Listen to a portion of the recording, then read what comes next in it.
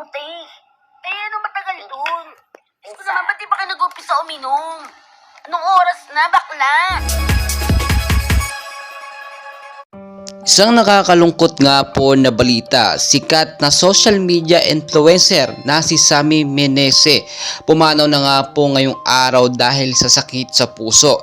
Dito lamang po ay talagang napabalita na mailang ulit po siyang dinala sa ospital ng kanyang mga kaanak at bumalik-balik or pabalik-balik po kasi yung kanyang sakit sa puso. So makikita naman talaga natin na medyo nakakagulat ito. Kapag kasi po sakit sa puso, very traitor po ito at hindi po natin masasabi talaga, biglaan na lamang po.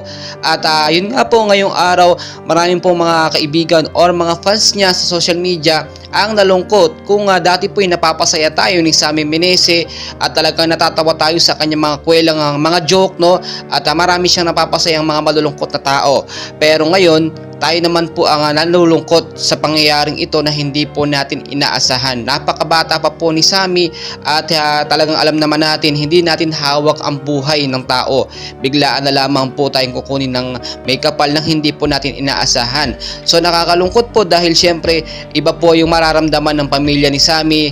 At nakita naman natin talagang ang dami niya pang plano sa buhay, pero in an unexpected way po hindi natin inaasahan na ganoon ang mangyayari. Talagang tatatak po sa buhay or sa isipan ng mga tao, lalo na sa social media, no, yung mga nagawa niyang pagpapasaya na talagang nakakapagbigay aliw sa mga taong nalulungkot.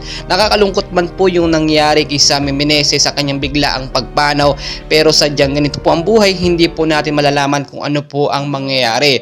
At nakikiramay na lang po tayo sa mga kaanak po or mga kaibigan ni Sammy Meneses na kanyang naiwan dahil nga po sa biglaang pagpanaw. At yun po, patuloy pa rin po nga inaayos yung mga labi niya kung saan po ibuburol itong si Sammy Meneses. Kaya naman patuloy ko po kayo nga update. Mamaya mag-like po kayo, no, pang subscribe para ma-update ko kayo sa kaganapan sa libing po or lamay ni Sammy Meneses. Maraming salamat po.